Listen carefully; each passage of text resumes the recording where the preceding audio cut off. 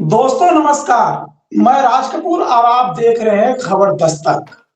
South Africa के साथ भारत ने दूसरे मैच में 51 रनों से साउथ अफ्रीका ने भारत को करारी शिकस्त दे दी।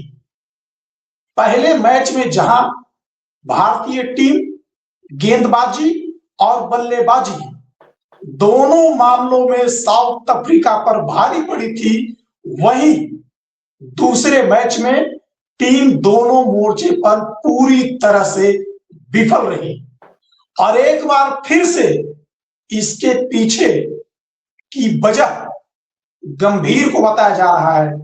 उनके फैसले पर सवाल खड़े किए जा रहे हैं। आखिर इस मैच के हारने के पीछे कौन सी बड़ी वजह है, इसे जानने के लिए हमारे साथ मौजूद हैं आलोक पाठक सर। सर, क्या लगता है कि पहले मैच में और दूसरे मैच में ऐसी कौन सी प्रमुख वजह रही जिसकी वजह से पहले मैच में बेहतर प्रदर्शन करने वाली टीम दूसरे मैच में पूरी तरह से विफल हो गई? देखिए, साउथ अफ्रीका इस वक्त जबरदस्त क्रिकेट खेल रही है राज कपूर जी। मतलब मैं कहूंगा कि 2023 से बहुत अच्छा खेल रही है। 2023 वर्ल्ड कप में जो वनडे वर्ल्ड कप था उसमें सेमीफाइनल में हारी थी। T20 वर्ल्ड कप के फाइनल में पहुंची थी, हार गई थी, लेकिन 2024 में ही वो 25 में वो वर्ल्ड टेस्ट चैंपियनशिप का फाइनल जीती थी। तो लगातार 3 फाइनल खेले और एक फाइनल जीता और यहाँ पे आया। तो जब इस साल आई है साउथ अफ्रीका की टीम वर्ल्ड टेस्ट चैंपियनशिप जीतने के बाद, तो पाकिस्तान में उसने सीरीज ड्रॉ की और भारत को तो बुरी तरह से हराया टेस्ट मैचेस में 2-0 से। वनडे में भी आप 3-1 2-1 से जीतने में इसलिए कामयाब हो गए कि आपके पास टीम में रोहित और कोहली थे। और आपने कहा ना कि बैटिंग चली थी, बैटिंग कहां चली थी? पहले मैच में हार्दिक पांड्या चल गया था, 105 पर 5 हो गए थे। बाद में हार्दिक पांड्या ने 28 गेंदों पे 59 रन की पारी खेली और अब 175 का स्कोर ले गए। और उस पहले मैच में बॉलिंग भारत की चल गई। लेकिन ये साउथ अफ्रीकन टीम है भाई साहब, जैसे याद करिए ना, वनडे में भी पहला मैच भारत से हार गई थी साउथ अफ्रीका 17 रन से। जबरदस्त वापसी की उसने दूसरे मैच में और 358 का रिकॉर्ड स्कोर चेस किया। भारत की धरती पर कभी भी भारत 350 रन से ज्यादा बनाकर हारा नहीं था, ये गंभीर जीत थी। 358 बना के भी भारत हार गया। अब चूंकि कोहली और रोहित ने जबरदस्त बैटिंग की तीसरे वनडे में और उसके साथ तो उन्होंने यशस्वी जायसवाल ने सेंचुरी मार दी। भारत ने 9 विकेट से साउथ अफ्रीका को हरा दिया। तो लोग गंभीर की बेवकूफियां भूल गए। हमारे यहाँ हिंदुस्तान में याददाश्त लोगों की बड़ी कमजोर होती है। इसी तरह से पहले T20 में भारत 101 रन से जीत गया। लगी तारीफ होने, लोग कहने लगे अरे वाह, गौतम गंभीर का व्हाइट बॉल में रिकॉर्ड जबरदस्त। आज फिर गंभीर के प्रयोगे ने, सिर्फ गौतम गंभीर के प्रयोगे ने भारत की नैया डुबो दी। पहला सवाल, कुलदीप यादव टीम में क्यों नहीं है? भारत के T20 के सबसे बड़े match winner Kuldeep Yadav team में क्यों नहीं है? और आज के मैच में वरुण चक्रवर्ती और अक्षर पटेल को छोड़कर बाकी सबकी पिटाई हुई है। बाकी सबकी पिटाई हुई है। अर्शदीप ने 4 ओवर में 50 से ज्यादा रन दे दिए। बुमराह ने 4 ओवर में 45 रन दे दिया। आलम यह था कि जब 18वां ओवर फेंक रहे थे अर्शदीप, तो उन्होंने 1 ओवर में 7 वाइड कर दिया। और साउथ अफ्रीका ने क्या कमाल की बैटिंग की आज। उन्होंने अपनी हार से सबक सीखा। पिछली बार वो 74 रन पर ऑल आउट हो गए थे। देखिए, चैंपियनशिप क्या होती है, एक बार नीचे गिरती फिर खड़ी हो जाती है। 4 विकेट पर 213 का स्कोर खड़ा कर दिया। और गंभीर साहब की जिद है साहब कि एक तो कुलदीप यादव को टीम में नहीं रखेंगे, दूसरा गिल को जबरदस्ती खिलाएंगे। गिल को खिलाने के लिए संजू सैमसन जो बतौर ओपनर काफी सफल साबित हुए हैं, पिछले साल 3 T20 में सेंचुरीज मारी थी, उनको बाहर कर दिया है। 35 के एवरेज से रन बनाने वाले संजू सैमसन, जिनका स्ट्राइक रेट 190 के आसपास है, उनको बाहर बैठना पड़ रहा है, क्योंकि गंभीर जी के प्री गिल साहब को उप कप्तान बनाया गया है। और गिल ऑस्ट्रेलिया में भी फ्लॉप हुए और यहां फिर दूसरी बार फिर फ्लॉप हो गए। पहला तो प्रयोग ये समझिए। दूसरा, जी कुलदीप यादव को आपने बाहर कर रखा है। तीसरा वनडे जो भारत ने जीता था, मालूम है, विशाखापट्टनम में, वो इसलिए जी जीते थे कि कुलदीप की बॉलिंग चली थी। कुलदीप ने 4 विकेट लिए थे और साउथ अफ्रीका की बैटिंग की कमर तोड़ दी थी। मैं थोड़ा आपको आंकड़े बताता हूं आज। जी जिस पिच पे भारत के सारे बॉलर्स पिटे, फास्ट बॉलर्स पिटे, उस पिच पे भारत के जो दोनों स्पिनर्स थे वो चले हैं। उनका परफॉर्मेंस ज्यादा अच्छा रहा इस बॉलिंग में। तो देखिए, मैंने बताया था ना कि 4 ओवर में 54 रन दिया था हरदीप सिंह ने, 4 ओवर में 45 रन देते बुमराह ने, लेकिन वरुण चक्रवर्ती ने 4 ओवर में 29 रन देकर 2 विकेट लिए और अक्षर पटेल को सिर्फ 3 ओवर दिया गया और 3 ओवर में 27 रन दिया उन्होंने, 1 विकेट लिया। हार्दिक पांड्या की भी पिटाई हुई, 3 ओवर में 34 रन दिए। शिवम दुबे ने 2 ओवर में 18 रन दिए। यहां पे कुलदीप अगर होते, कुलदीप आपके मैच विनर है। एक तो कुलदीप यादव को नहीं खिलाया,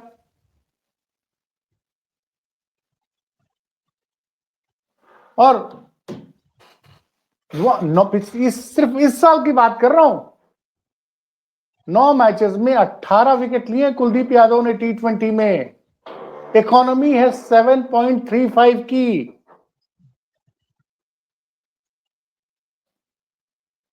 पता नहीं क्या परेशानी है गंभीर को भाई,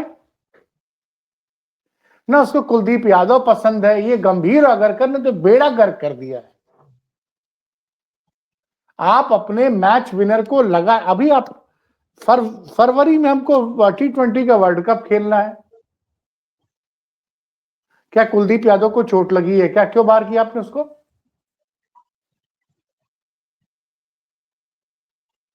क्यों बाहर किया आपने?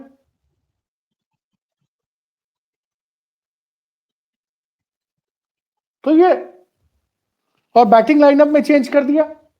सूर्या तो सर, सूर्या तो को ये तब, कहना चाह रहे हैं कि अगर कुलदीप यादव आज टीम में होते तो नतीजे कुछ और हो सकते थे। मैंने आपको बता दिया ना कि वरुण चक्रवर्ती स्पिनर थे, 4 ओवर में 28 रन। अक्षर पटेल 3 ओवर में 27 रन।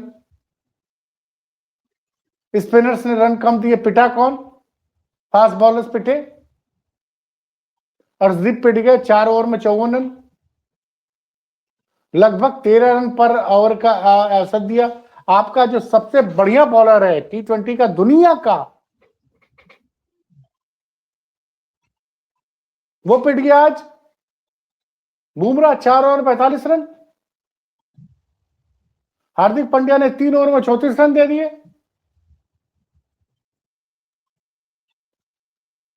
और अगर क्यों क्यों भारत हार गया साउथ अफ्रीका से? क्योंकि कुलदीप भी 4 ओवर में, देखिए सबसे ज्यादा विकेट भारत की तरफ से किसने लिए? वरुण चक्रवर्ती ने लिए। चैंपियंस ट्रॉफी का फाइनल याद कीजिए, वरुण चक्रवर्ती और कुलदीप यादव ने फाइनल में न्यूजीलैंड को चलने नहीं दिया था। और एशिया का फाइनल जो आपने पाकिस्तान के खिलाफ जीता, उसमें भी 3 विकेट निकाले थे कुलदीप ने। चूंकि यहां बॉलर्स की अहमियत कम है, तिलक वर्मा को आपने मैन ऑफ द मैच दे दिया, लेकिन मेरी नजर में असली man of the match Pakistan के खिलाफ एशिया कप में कुलदीप यादव था। और साउथ अफ्रीका पहली बार 200-300 के नीचे ऑल आउट हुई, तो उसमें सबसे बड़ी भूमिका कुलदीप यादव की थी। 4 विकेट लिए थे कुलदीप ने विशाखापट्टनम में। उसके बाद आप उसको टीम से निकाल दे रहे हैं। और अर्शदीप जो है, भारत का सबसे बढ़िया T20 में, चूंकि बुमराह लगातार T20 नहीं खेलते हैं, उनकी फिट, उनको बीच में उनको आराम देना पड़ता, हमारे स्ट्राइक बॉलर है। आज अर्शदीप ने एक ओवर में 7 वाइड बॉल कर दी, तो लगा वहीं से ड्रेसिंग रूम से लगा चिल्लाने। कोच का काम क्या होता है कि अगर खिलाड़ी का बुरा वक्त चल रहा है तो उससे प्यार से बात कीजिए, उसका हौसला बढ़ाइए। और जो सबसे बड़ी बात जो मैं आपको बताना भूल गया, राज कपूर जी, इन्होंने सूर्य कुमार यादव का तबाह कर दिया है बैटिंग में। ये ठीक है, अगले की कप्तानी बहुत लाजवाब है, अगले की कप्तानी की वजह से आज तक हम एक भी सीरीज नहीं हारे हैं जब से सूर्या कप्तान बने हैं। लेकिन सूर्या पहले क्या होता था, जब रोहित कप्तान हुआ करते थे T20 में और हार्दिक कप्तान हुआ करते थे, तो सूर्या नंबर 3 पर आते थे। अब सूर्या को कोई बैटिंग नंबर ही नहीं है, कभी 4 नंबर पर उतार देंगे, कभी 5 नंबर पर उतार देंगे। मतलब जिस तरह के परफॉर्मेंस है सुमन गिल और सूर्य कुमार यादव की, तो इनकी तो जगह ही नहीं बनती अब T20 में। 15 का औसत है सूर्य कुमार यादव का 2025 में, और उसी के आसपास का औसत सुमन गिल का है। कप्तान आपके दोनों फ्लॉप है। मेरे साथी रहे हैं इंडिया टुडे में, स्पोर्ट्स यारी करके यूट्यूब चैनल चलाते हैं, बहुत अच्छे जर्नलिस्ट हैं। वो तो कह रहे थे स्पोर्ट्स यारी में, सुशांत मेहता, कि अगर आज इस पिच पे कोहली और रोहित होते तो भारत ये मैच नहीं हारता। कोहली और रोहित अगर होते, क्योंकि उन्होंने T20 से संन्यास ले लिया है, लेकिन वो कह रहे थे इस पिच पे अगर आज कोहली और रोहित होते तो भारत ये मैच आराम से जीत जाता।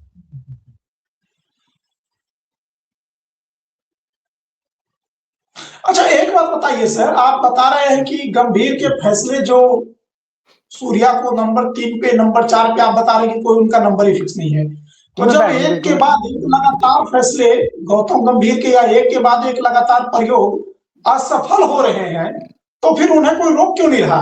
वो अपनी मनमानी क्यों कर रहे हैं? अरे बताइए ना, अगर अर्शदीप सिंह आपका बहुत बढ़िया बॉलर है, पिछले मैच में अर्शदीप ने, बुमराह ने अच्छी गेंदबाजी की थी, आज उनका ऑफ डे था, एक ओवर में 7 वाइड फेंक दी। अब चिल्लाओगे, मतलब वो पवेलियन में बैठा हुआ चिल्ला रहा था, और आजकल तो क्या जानते हैं, स्टेडियम में सैकड़ों कैमरे लगे होते हैं। और एक ट्वीट मैं आपको पढ़ के सुना रहा हूं, होता वो एक क्रिकेट प्रेमी ने लिखा है कि कैसा, मतलब उसने लिखा है कोहली के व्यवहार पर। हाँ, after today's loss, Gautam Gambhir was looking angry during the handshake with Indian players like Jitesh Sharma and Arshdeep Singh. Look at the attitude of this man. Rather than boosting the confidence of players, he was looking at them angrily. ये तो match के बाद है, public domain में। अच्छा, stadium dressing room के अंदर भी आप चिल्ला रहे थे।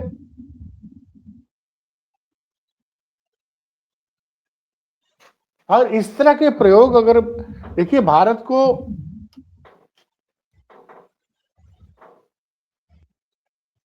T20 वर्ल्ड कप खेलना है फरवरी में, टीम में किसी की जगह निश्चित ही नहीं है। कोई टीम ऐसी होती है कि अपने बेस्ट बॉलर को हटा दे टीम से।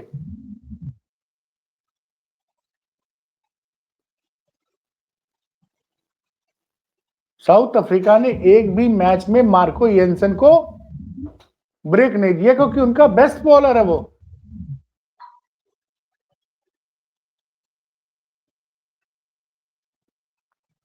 आपने अपने बेस्ट बॉलर को, अगर पेस में हमारे पास जसप्रीत बुमराह हमारे दुनिया के सर्वश्रेष्ठ बॉलर है, तो स्पिन में भी कुलदीप यादव लेग स्पिनर है। वो अगर उनको रन भी पड़ते तो विकेट भी लेते हैं, मैच पलट देते हैं। और विशाखापट्टनम में कुलदीप की वजह से अब तीसरा वनडे जीते, क्योंकि अगर साउथ अफ्रीका 270 पे आउट नहीं होती, उस दिन भी उसने 350 रन स्कोर खड़ा कर दिया होता, तो मैच फंस सकता था। अरे आप सीरीज जीत जाते, उसके बाद 5 मैच की सीरीज है, 3 मैच जीत जाते, उसके बाद कुलदीप की जगह किसी और को मौका देते कि चलिए भाई हम ट्राई कर रहे हैं, कुछ और खिलाड़ियों को मौका देना चाहिए।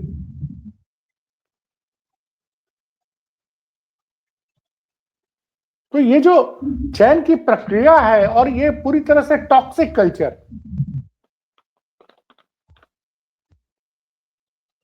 देखिए यही अंतर होता है कोच का अंतर। मैं आपको बता रहा हूं, चूंकि आप यदि क्रिकेट को ज्यादा जानते नहीं है, लेकिन आपको याद होगा कि इंडियन टीम कोरोना के बाद गई थी ऑस्ट्रेलिया, याद है ना आपको? पहला test match day and night हुआ था। भारत की टीम दूसरी पारी में 36 रन पर ऑल आउट हुई थी, 36 रन पे ऑल आउट हो गई थी। और उसके बाद विराट कोहली को इंडिया आना था, क्योंकि अनुष्का मां बनने वाली थी। तो लोगों ने कहा कि इस सीरीज में भारत ऑस्ट्रेलिया से 4-0 से हारेगा, 5-0 से हारेगा। लेकिन आप विश्वास करेंगे कोच क्या होता है? जो टीम 36 रन पे ऑल आउट होती है, उसने अगले टेस्ट मैच में साउथ अफ्रीका, माफ कीजिएगा, ऑस्ट्रेलिया को हरा दिया। और वो सीरीज आप याद करिए, उस सीरीज में बुमराह भी नहीं थे, अंतिम मैच में अश्विनी भी नहीं थे, शमी भी नहीं थे, और नए प्लेयर्स आए, सिराज, वॉशिंगटन सुंदर, और भारत ने वो सीरीज 2-1 से जीती थी। ये होता है कोच का रोल, ये होता है। या कोच होता राहुल द्रविड़ की तरह, टीम को वर्ल्ड टेस्ट चैंपियनशिप के फाइनल तक ले गए, ठीक है हार गए अलग बात है।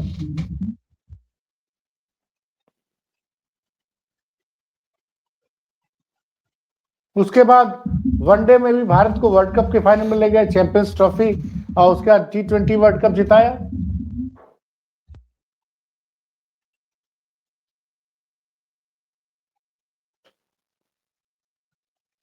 राहुल द्रविड़ की कप्तानी में हम हिंदुस्तान के अंदर टेस्ट मैचेस नहीं हारे थे,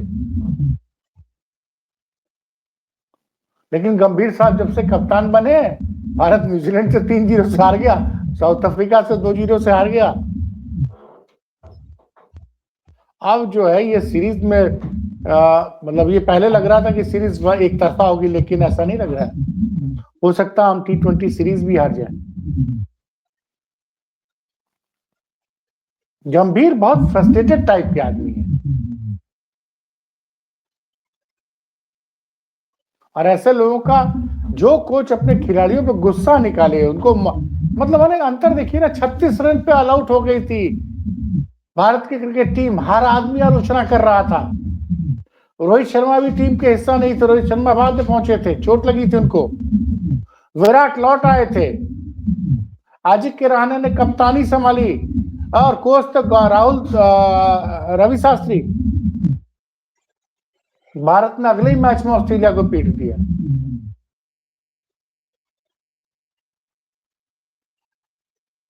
तो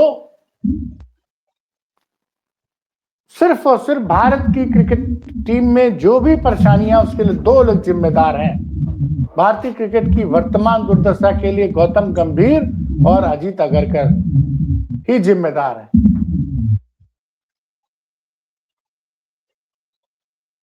अब देखते हैं, 2 दिन बाद धर्मशाला में है मैच, उसके बाद हमारे लखनऊ में भी मैच है, चौथा मैच लखनऊ में है। अच्छा, आखिरी सवाल है सर, अगर यही स्थिति रही जो आप बता रहे हैं कि 2 लोग जिम्मेदार हैं वर्तमान परिस्थिति के लिए, तो हमें इन्हीं लोगों के साथ 2020 का वर्ल्ड कप भी खेलना है, तो फिर कैसे हम लोग जीतेंगे? अभी देखिए, अभी भी समय है, कोच को हटाए, सेलेक्टर को हटाए, राहुल द्रविड़ को वापस कोच बनाया जाए,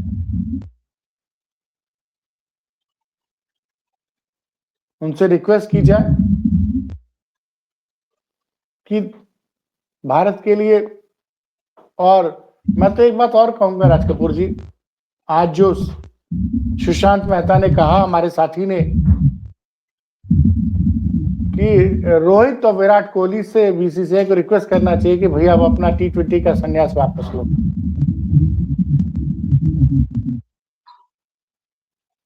तो ऐसा हो सकता है सर? भाई कई लोग संन्यास छोड़ के वापस आए हैं। इमरान खान तो 1987 में जब पाकिस्तान वर्ल्ड कप हार गया था तो संन्यास लेके चले गए थे। फिर 1900 संन्यास से वापस आए और 1992 का वर्ल्ड कप उन्होंने जिताया। अच्छा, तो टेक्निकली तौर पे यह संभव है?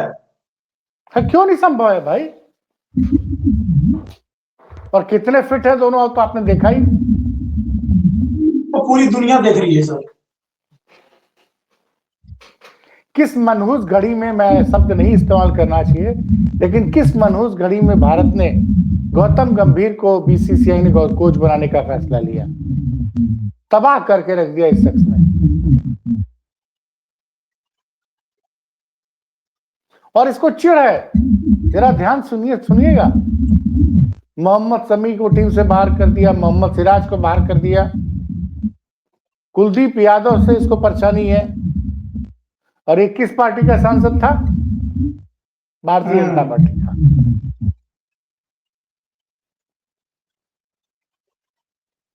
इसने रोहित शर्मा से कप्तानी छीन ली, रोहित और विराट को रिटायरमेंट लेने के लिए मजबूर किया।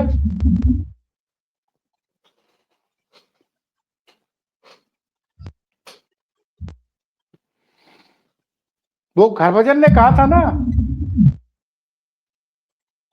कि रोहित और विराट के सामने इनकी औकात नहीं है, कि कभी ये बहुत छोटे खिलाड़ी थे, तो नाम नहीं लिया था, लेकिन उसका इशारा, ये कौन होते हैं रोहित और विराट की तकदीर का फैसला लेने वाले। उन्होंने कहा था कि रोहित और कोहली के खेलने या ना खेलने का फैसला वो कैसे ले सकता है जिसकी इनके सामने कोई औकात ही नहीं है। वो आंकड़ों की बात कर रहे थे कि क्रिकेटिंग ना अपनी जिंदगी में उनसे जैसा कुछ अचीव ही नहीं किया।